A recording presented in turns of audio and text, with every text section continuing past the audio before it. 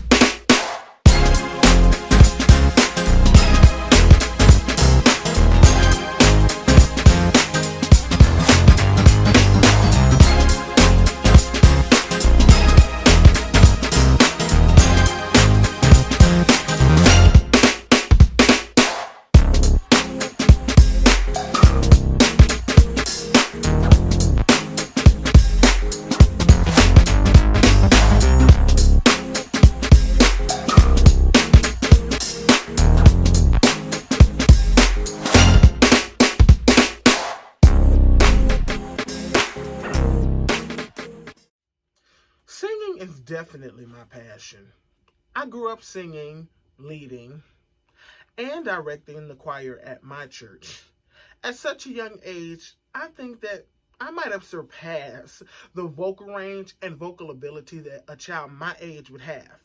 I mean, without any training, I was able to teach parts, sing almost anything, and help every section in my church choir. Soprano, alto, tenor, bass. It didn't matter. I was the leading alto of the church choir. Sometimes I would like to think that singing was made specifically for me. And it all began because of one small opportunity and one song. Jesus Can Work It Out, the remix by Charles G. Hayes and the Warriors. That was the very first song I ever sang at the young age of 6. I knew every run, every riff, every word, every verse. I knew the chorus of this song, and I sang it with so much power and so much authority. Let me set the scene for you. Thanksgiving. My family decided that they wanted to have a miniature family reunion. And so it was a family reunion Thanksgiving dinner. It would only make sense that you would have some type of entertainment if you're going to rent a hall and have a bunch of people sitting around eating. Because everyone knew that I was a church boy and I stayed in church, they decided that I should be the one to lead a song, and be part of the entertainment. Well, I was given this song and I had to study it. I couldn't get up there and embarrass myself. So I kept listening to it, and I kept listening to it, and I kept listening to it, and I kept listening to it. Thanksgiving Day came and I was super nervous. I never sang a song before, and the only time I would use a mic at church was when they forced me to learn an Easter speech. What was I supposed to do with the song? What if the people didn't like me? What if I actually couldn't sing? Anyways, at this point, it was now or never. Because I wasn't asked. I mean, it's family. I was told. We were waiting for the song to start playing, and all of my great-grandmother's children were standing behind me because they were supposed to be the choir. Well, the music started.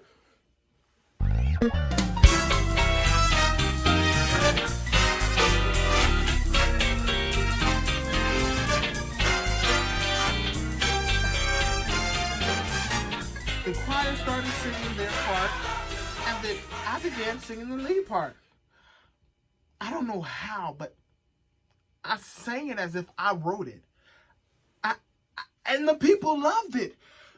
Family and friends were just astonished by the way I could handle a song like that.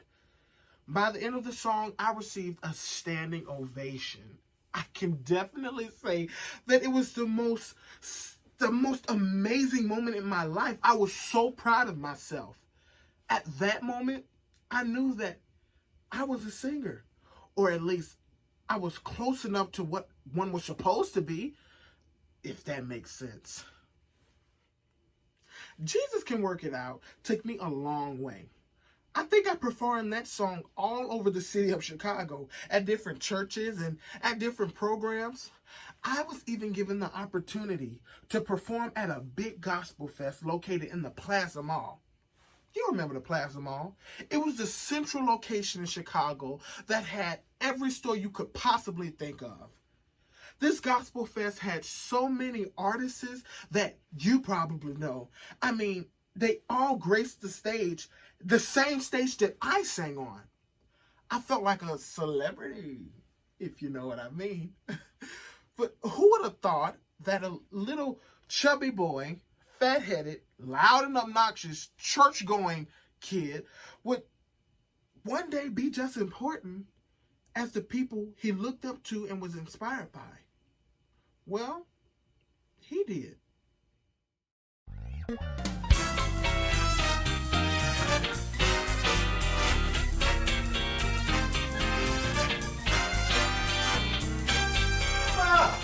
I got the lead. I get to play Mr. Brown.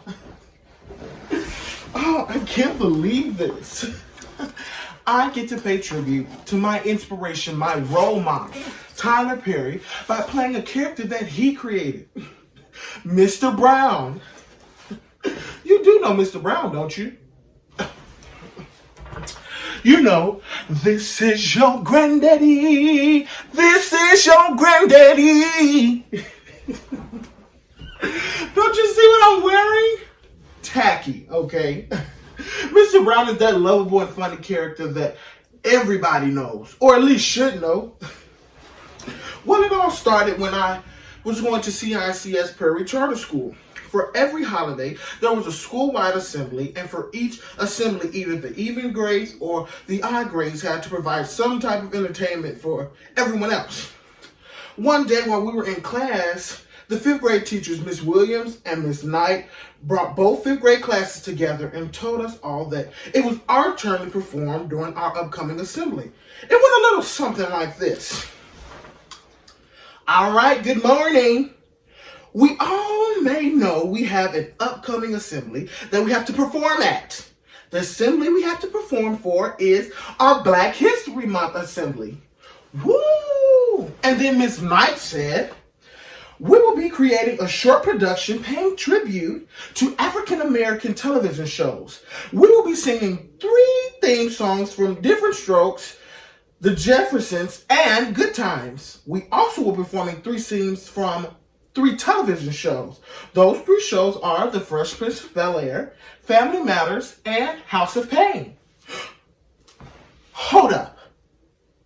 Did she just say my favorite television show, House of Pain? Was that really on the list? OMG. Then she started explaining which episodes from each show we were performing, and the episode that was chosen for the scene I wanted to be a part of was the episode in which Mr. Brown was in. I have never been so excited in my life to do something that I had never done before. Acting? I had never played in any kind of role in any kind of production, unless it was an Easter speech, if that counts. However, I knew that it was definitely my time to shine. Okay. All I can remember during the audition process was that it was me and 2 other boys going out for the same role. I was just a tad bit nervous because who knew whether or not I'd get placed inside the show or not? But I had nothing to worry about because being a fan of Tyler Perry, listen, I'm his #1 fan. But anyways, I studied his characters day in and day out. I watched his plays all the time, so mimicking Mr. Brown was not an issue. And do you know how I know? Because I got the part. Now, it was time for me to show the world who DeMario Tribett was.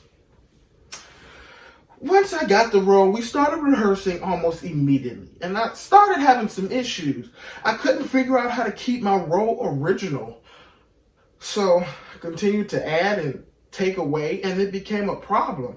I almost came close to losing my role to someone else. But when I finally found a way to keep my role and spice it up the way I wanted to, well, you take a look.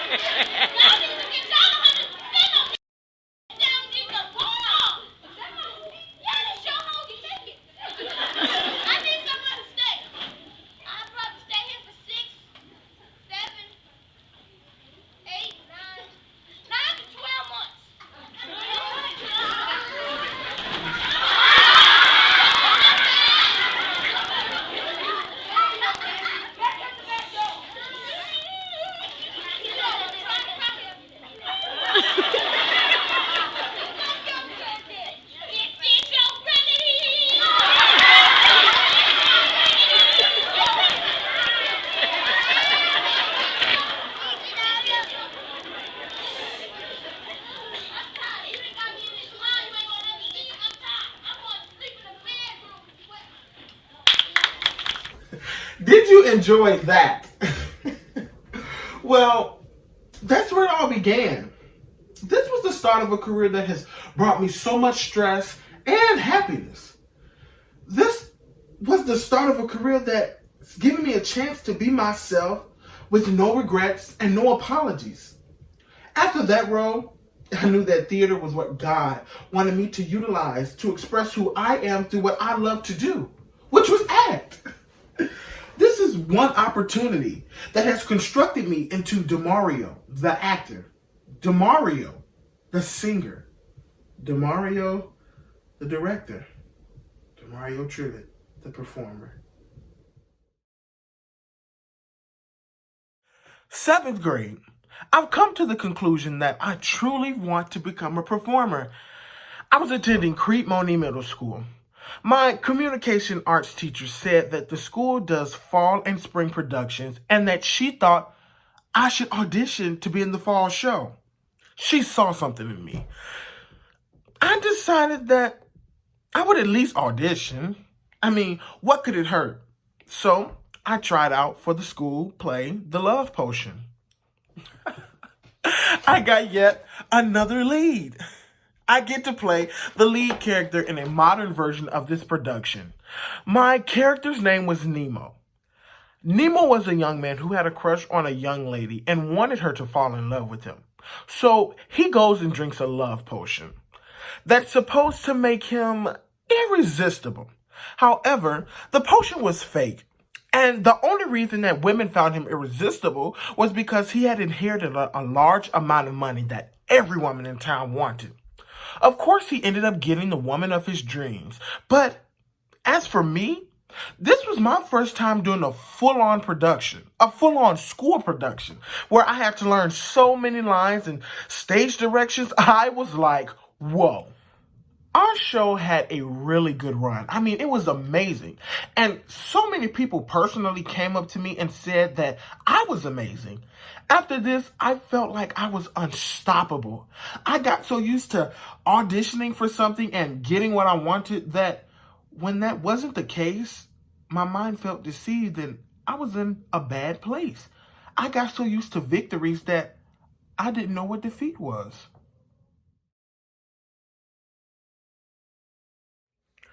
Now, while the performing arts is my passion, there have been plenty of times where I've completely second-guessed myself and my abilities. Like the time I got in front of an audience and forgot all of the words to a song I had to sing at a concert. It was the most embarrassing moment in my life. Burke's Day, a concert that my family puts on every once a year. A family choir that has been singing together for the last 52 years. But anyways, back to the story. It's Burke's Day. Now, during the rehearsal process, my aunt Marquis Tribett Oliver, God rest her soul, asked me to lead this song with the choir.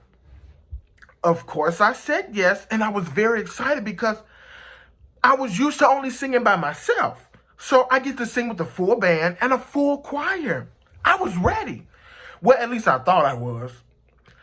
The song I had to lead was called It Wasn't the Nails by the Mississippi Mass Choir, and I had been practicing ever since I got the solo, and I had it all together. Well, the day came, and everybody kept asking me, "Are you ready? You got your song together? Are you excited?" Yes, and yes. Then the concert started. We sang every song leading up to mine. Well, when it was turn for my song, I grabbed the microphone with the utmost confidence because I knew I was ready to sing. The band began playing the intro, the choir sang their part, and then it was my turn. I pulled the mic up to my face and I said, "He was wounded for our transgressions, bruised for our iniquities." Now, in my mind, I was thinking, hold up, wait a minute, what's next? At this point, I had just stopped singing completely. I didn't know what to do or what to say. Now, anybody that knows me now knows that my motto is, when in doubt, fall out. But I hadn't reached that motto at that time in my life. So there I was. I messed up the verse of the song, but because my aunt had faith in me while she was directing, she gave me another chance. She went back to my verse, and I made up in my mind that I had it this time. Once again, I started and I sang, "He was wounded for our transgressions, bruised for our iniquities."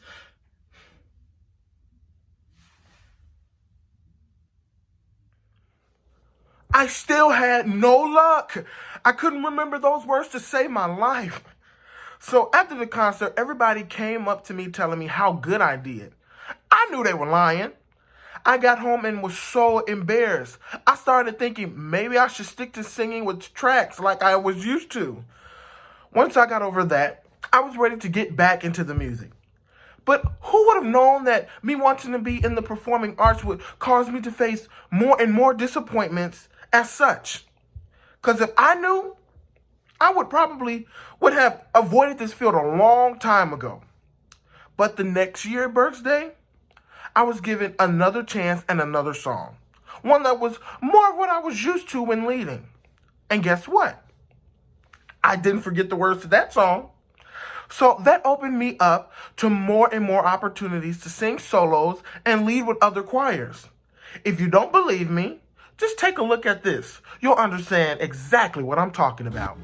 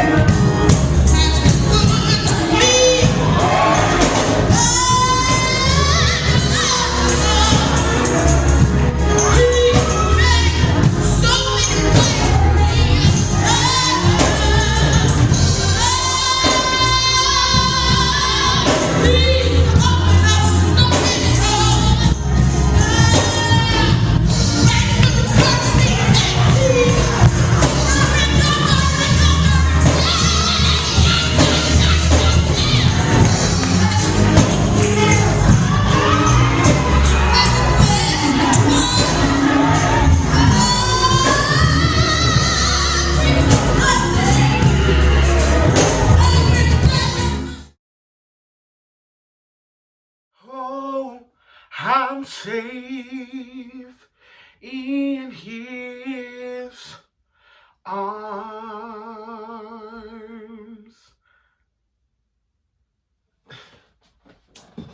The most talented under 12 for ages 5 to 12 was my first big competition. I had never done anything like it before, but my granny said, "This is going to be a great opportunity. And I already signed you and your cousin up." This competition felt like a knockoff version of American Idol or America's Got Talent. They had us rehearsing for an opening dance show. At the time, I wasn't a dancer. I mean, I had rhythm, but that was about it. Why weren't the singers given a vocal opening? Anyways, we learned the dance. We performed the dance at the beginning of the show, and that was it. There were so many talented kids up there, but I knew I had this competition in the bag until I saw my competitor, Trinell Brown. This girl released an entire album before the age of 10. How was I going to go up against that? She performed before me. She had background dancers, posters with her picture on it, and a backing track. There was no way in HE double hockey sticks that I could top that performance. Anyways, I got up there and I sang a gospel song, "Safe in His Arms" by Milton Bronson and the Tommies, the Thompson Community Singers. Everybody knows who they are. And when I was done singing, I got a standing ovation. Some people were even crying. And I walked off the stage and was heading back to my seat when the DJ decided to play a gospel song as I was walking away. Can you guess what that gospel song just so happened to be? Jesus Can Work It Out, the remix. As soon as it started, I walked back on the stage and the MC handed me the mic. And you know what I did? I sang my primary selection all the way up until the end of the chorus. This was the first song that I ever sung, and as soon as I started singing the first verse, everybody jumped up on their feet and was singing the song with me. Right then and there, I knew that there was no way I could lose after singing my leading song. The people gave me another standing ovation. I mean, it was amazing, and I knew that I won that competition without a doubt. After all of the children performed, they began announcing awards for my round and age group. 5th place goes to, 4th place goes to, 3rd place goes to. During moments like this, people think that your heart would be beating fast and you'll be extremely nervous because you know if your name isn't called at all, then you lost the competition. However, in my case, I wasn't nervous at all. I knew that I had given my best and I figured my hard work was going to pay off. When they got to 2nd place, they asked for a drum roll. Drum roll, please. So I sat and I began to pat my leg. And our 2nd place winner is DeMario Tribett. What? I thought I had this competition in the bag. And our 1st place winner is Trinell Brown. What? Are you kidding me? This girl was already established. And I really thought that this was an amateur's competition. I had been beat by Beyonce's Wannabe, and I was devastated. I had never been so hurt in my life. Like I said, I got so used to victory that I didn't know defeat was a thing. I felt cheated. That there was no way that I lost that competition, knowing that I gave it my all, just like I did in every audition, every other performance. But I knew from here on out, I would never, ever have to feel that pain I felt again. I knew that from that moment, I would give my all in everything I did. I promised myself that I would never, ever face defeat again. Well, at least I thought I could.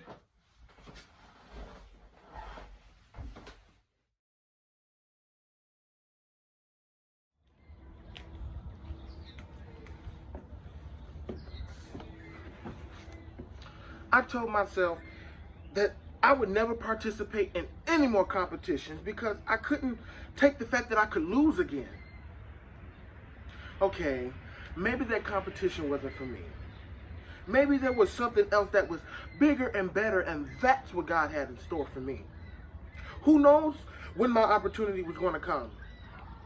So I knew that I couldn't give up. There was something else out there that had my name written all over it. So I picked up my head and I put a smile on my face because something big was going to come my way, and I knew it. I just didn't know what it was, and I had to make sure that I was ready.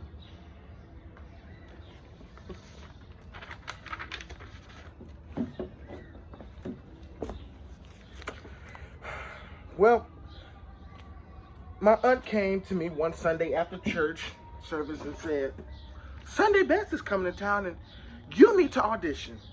I already know that you can go all the way to the top. You all know what Sunday Best is, don't you? Let me help you. Tasha Page Lockhart, Jeffrey Golden, Crystal Aiken, Amber Bullock, Joshua Rogers, and Lee Andrea Johnson. These are some of the gospel world's most anointed singers, and they were the winners of Sunday Best. Sunday Best is the church version of American Idol, and it helps jumpstart your career as a performer. On that show, it wasn't just about singing. It was about how well you could interact with your audience through what you were singing, and that's just the beginning. Anyways, back to the story. My aunt said, the auditions are going to be held in January 2013 at the New Faith Baptist Church at 6 o'clock in the morning. Now, originally, I wasn't down for a 6 a.m. audition in January during the winter time, but for some reason, I thought that I was destined to audition for the competition. First off, I always thought that good things come in threes. First, my aunt told me about the audition. Then I heard about it on the radio. But if that wasn't enough, I saw it so many times scrolling up and down my Twitter page. And let's not even talk about how many times I saw it on my television screen. It ended up being 4 signs that maybe I should go and try out. So I said, okay, maybe this is it. Maybe this is my big break. The day of the audition, we woke up, extremely early. Okay, maybe it wasn't that early, but shoot, it was early to me. We got up, got ourselves together, and traveled up the street to New Faith Baptist Church. Now, the first thing you saw when you pulled into the huge parking lot was all of these cars and a long line that was almost reaching to the street. It was so many people there, so many people who wanted a shot at the same opportunity I wanted a shot for. At this point, it was no turning back. It was terrible though. The weather was bad. It was very cold and windy. They don't call us the Windy City for nothing. Any singer knows that it is always best to stay away from cold weather when you're getting ready to sing. We couldn't wait in the car. We had to stick it out in the cold. My fingers were frozen. My face was freezing. My knees were shaking. This was not only a combination of how cold I was, but also how nervous I began to get. Both my cousin and I were shaking until they finally opened up the doors. When I tell you that everybody rushed inside like a mouse during a winter storm, it was like a mighty rushing wind. When we got inside of the church, everybody had to go through the sign-up process. And because I was a minor, there arose an issue about signing me up for the competition. So my cousin ended up having an audition so that they could let me through. After signing up, we sat in the sanctuary of the church until it was our group's turn to audition. Now, I didn't know that there was such a long process that you had to go through before you were able to meet the star judges. Naturally, those are the only people that I was really worried about meeting. They took us upstairs to audition for some people I never even heard of. Got into the room, and there were about 20 of us that had to audition for these 2 judges in order to make it to the next round of judging. There were 4 rows of 5, and when it was my role's turn to audition, I put my coat down, stepped forward, and began to sing Donald Lawrence's Encourage Yourself. That was the same song I was asked to sing at my 8th grade ribbon pinning ceremony. You have to encourage yourself. Sometimes you have to speak victory during the test. And no matter how you feel, the way you will be here. Speak over yourself, encourage yourself in the Lord.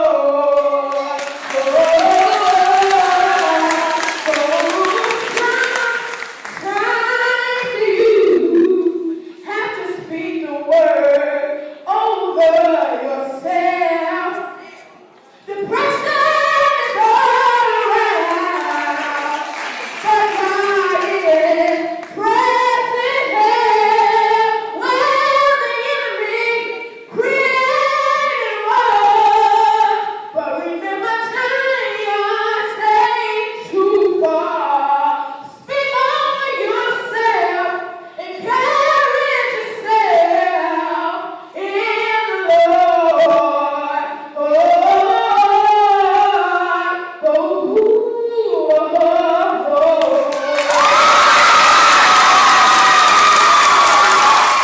Yep, that's the song I sang. Now, of course, my voice had matured, and I was able to actually stay on pitch more than I did in that video. But after I sang, my cousin sang, and that was the end of our row.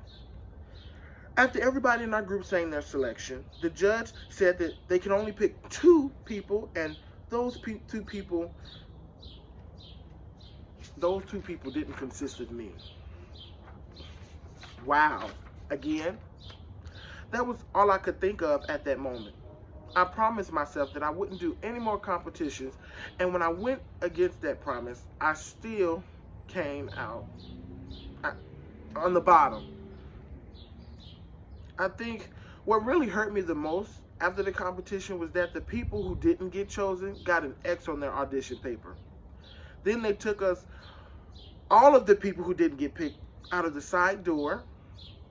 It was so embarrassing because you had to walk past all these people with an X, basically representing that you weren't good enough.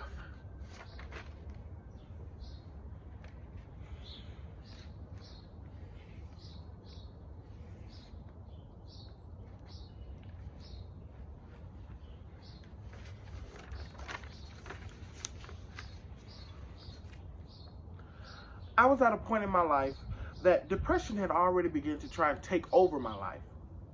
This situation caused my depression to truly kick in much more, and it made me feel like I wasn't good enough. Sadly, once again, I started to question my abilities, and I promised myself that I wasn't going to sing for any other competition or audition for anything else. But guess what?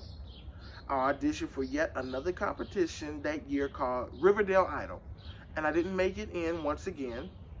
At that point, my dream of wanting to become a singer had shattered. I never wanted to sing again. I hated my voice. I always compared myself to other voices and told myself that I could never be like the famous people on television. Through all of that, I found out that I was my own worst enemy.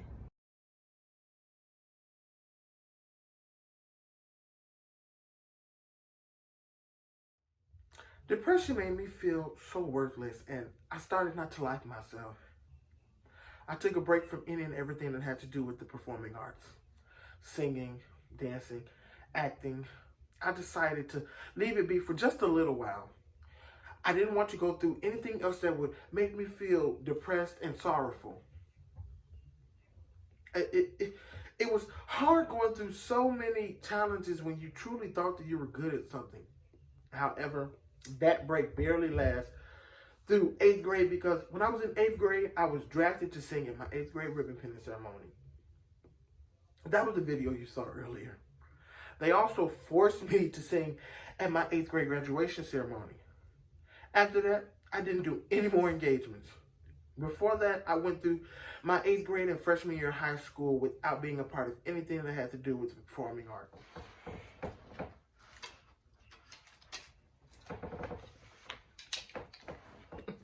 So I switched high schools my sophomore year. I went from CICS Longwood Charter School to Ritchie's High School. I decided to get into band. Did I tell you guys that when I was younger, I was a drummer? Yeah, I was a package deal, baby. Anyways, I joined band and I was automatically put into concert and jazz band. Then they made me join marching and pep band. Whew, I was a busy guy. But I enjoyed it. I wasn't singing or acting, so I had to make the best of it. But I learned to read music and I learned keys on the piano. I taught myself how to play Blue by Beyonce and Earned It by The Weeknd. But no matter what, I would still be singing throughout the process. Although I grew a huge love for instruments, I just couldn't let go of the performing arts stage. So I decided to go ahead and audition for the show choir. Expression Squared was our name. Ooh, that was definitely a year to remember. Once again, I was singing and I was getting leads back to back. Our first competition, I won an award for Best Vocalist. I met so many amazing people that have assisted me in my growth as a performer. But with this new beginning came one person in particular that has played a big role in everything that I've done performing arts-wise. Let me give you a little backstory about me and Mrs. Gray's relationship. She saw me in the competition that I won Best Vocalist in, and she came up to me that night and told me that I could really sing. I didn't know who this lady was or that she could change my life. The next week at school during show choir rehearsal, I heard that the school's musical that year was The Lion King and that the drama club was rehearsing across the hall in the auditorium. So I snuck out of show choir rehearsal because I was bad like that. Okay, maybe I told my director I had to go to the bathroom, but you all will never know. Anyways, I snuck across the hall to the auditorium, and there were a lot of people there. My friend Nate got the role of young Simba. So both him and a young lady by the name of Casey, who was playing Rafiki at the time, were on the stage rehearsing the song, I Just Can't Wait to Be King. So I was standing in front of the tech booth, just watching them rehearse, and the same lady who told me I could really sing at the competition walked up to me with another lady. She specifically said to me, "Who are you and what are you doing in my auditorium?" At that point, I realized I was caught, so I started to leave without saying a word. Then she said to me, "Wait a minute, come back. Aren't you that boy from the show choir competition? The one I said could really sing?" I said yes, and she remembered who I was. "Oh yeah, I remember you, 'cause I don't hand out compliments like that. You got to be really good to catch my attention. I thought you went to South." I said, "Yes, that was me, and no, I'm from East." By that time, my friend Nate had gotten off the stage and was standing right next to me. He told me that Mrs. Gray was the drama director. He then said to Mrs. Gray that I could really sing and that I should be a part of drama club. Even though the both of us were in show choir, he said we could manage. He then went on to say, but actually, he doesn't need to join drama club because he might take my part. So Mrs. Gray looked at me and she asked me, "You want to join drama club?" Now, as I stated before, I was already in band and show choir, but I didn't think about any of that. Watching my friend act and sing on that stage made me want to get back into the field that I wanted so bad to leave alone. I realized that being in the performing arts was in my blood, and it was time for me to get back to what I loved. I wasn't just a singer. I wasn't just a dancer. I was a performer. That's when I realized that the gift I had wasn't just a vocalist. I was an entertainer, a performer that utilizes all of his gifts at once and not at one time. So without thinking, I told her yes. She made me go into her room and sing for the other lady, Mrs. Hayes. She was the assistant director. Now, when I was beginning to leave, Nate asked me not to go back there and sing good because he didn't want me to sound better than him. So I walked away and followed as she took me back to Mrs. Gray's room. Once we got back there, she handed me a script and said, "Do you know this song?" She was talking about I Just Can't Wait to Be King. In my head, I was thinking, "Lady, are you kidding me? That's my song." But I had to keep it professional and say yes. Then I began singing. "I'm gonna be a mighty king, so enemies beware.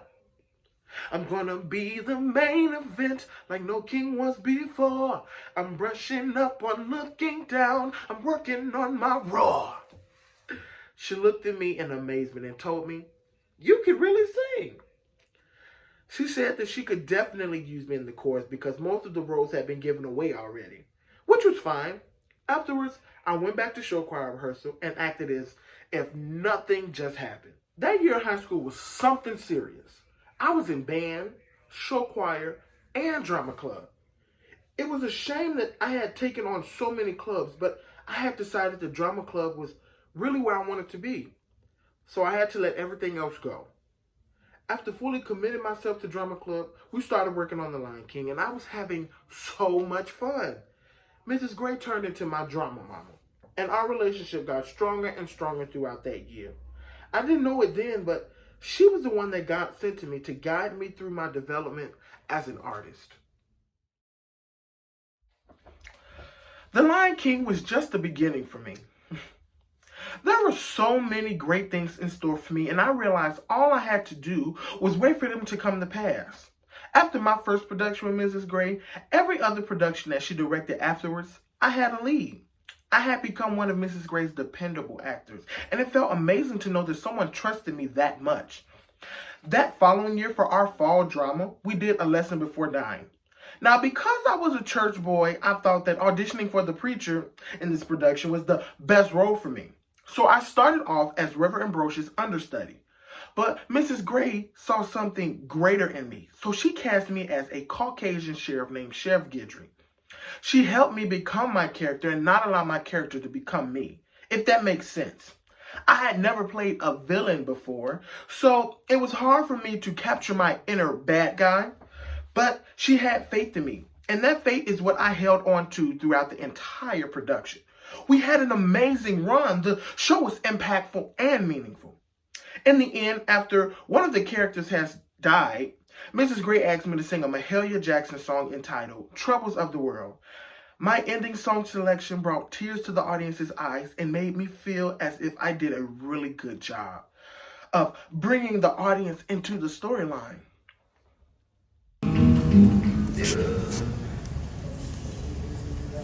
Will be done with the troubles of the world. Troubles of the world. Troubles of the world. Soon will be done with the troubles of the world. Going home to live with God.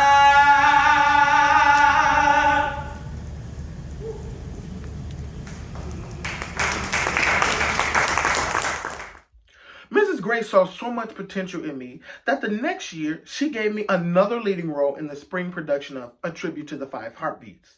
I got to play choir boy because I could hit high notes. That year was hilarious though. Mrs. Gray got so mad at me during that process because I wasn't very sure of my vocal ability during the beginning of the show's preparation. So I didn't want to, I was afraid to hit every high note because I thought I couldn't. But guess what? When I found my inner choir boy, I was unstoppable.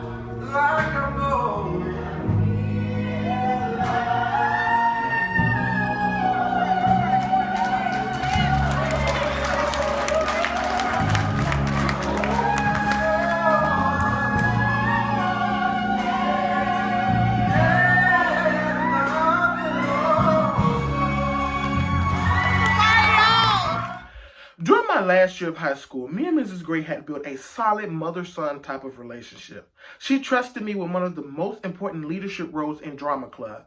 She made me the district drama president.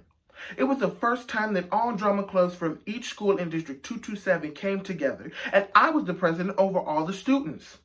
That year, Mrs. Gray wrote a show that paid tribute to some of musical theater's most adored productions.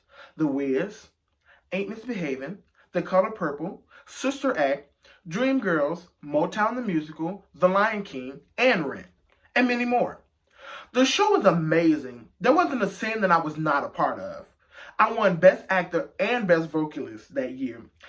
That year definitely made me want to study theater and performing arts because by that time in my life, I figured it was time for me to focus on something that I wanted to do for the rest of my life.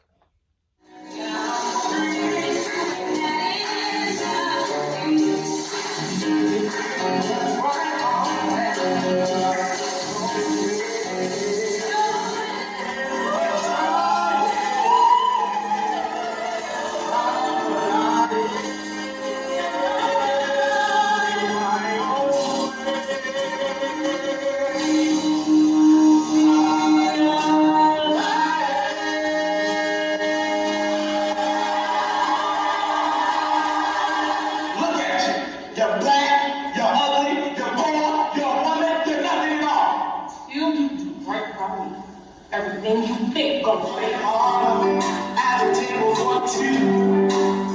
Well, there were four of us, baby. Me, your big feet, you. Tables up. I say it's short, but from that down, you get just too much feet. After high school, Mrs. Gray asked me to return and help with the future productions in Rich Township School District 227 Performing Arts Program. She ended up getting me my current job as the assistant musical theater sponsor and vocal director.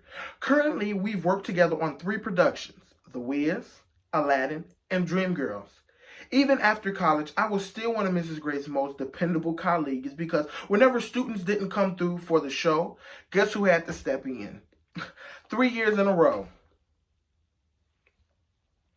I had the amazing opportunity of watching so many future performers come and go. These are the people that I have taught and given tips to, so I feel honored to be a part of their journeys to a successful career as well. And I'm glad to have them a part of my career as well. Going into my sophomore year of high school, I never thought that I would meet someone that would bring me so much hope for my future. I sincerely thank Kathy Gray for the life lessons and pre-theoretical training that she provided me with. I will forever be grateful for the love and hope she gave me throughout my high school years. Because of her, I can't live without the theater and performing arts.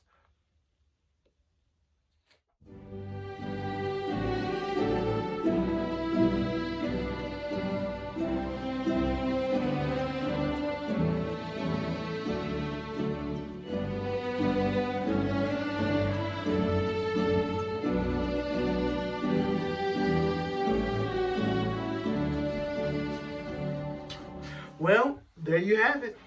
I made it. I'm receiving my bachelor's in theater and performance studies. Now, originally, I was supposed to graduate May 16th, 2020 at 10 a.m.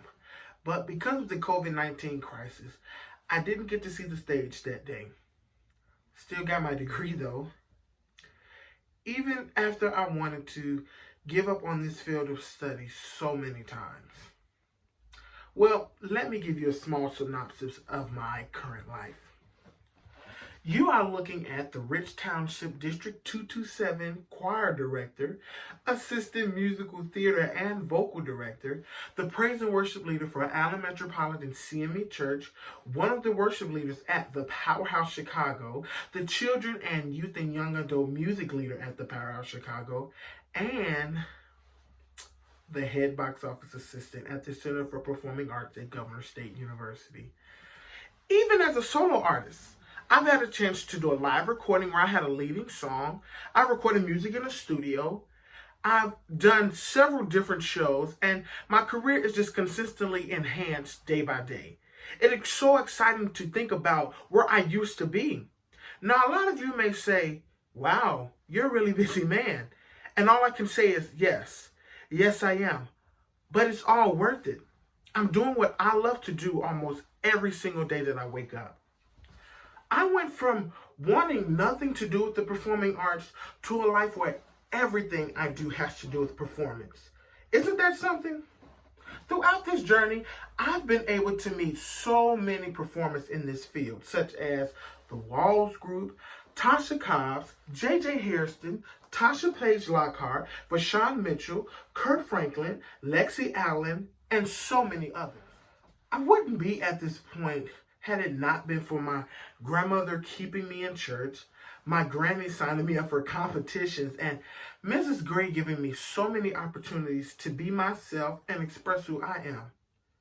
I am so proud of this field I've decided to go into, and I'm glad that I didn't allow the odds of the outside world to completely stop me from following my dreams. Through the ups and downs, the challenges, the hurdles, and the defeats, they have all turned me into the person that I have always wanted to be, the person that I've always dreamed of. And that is DeMario Tribett, the performer.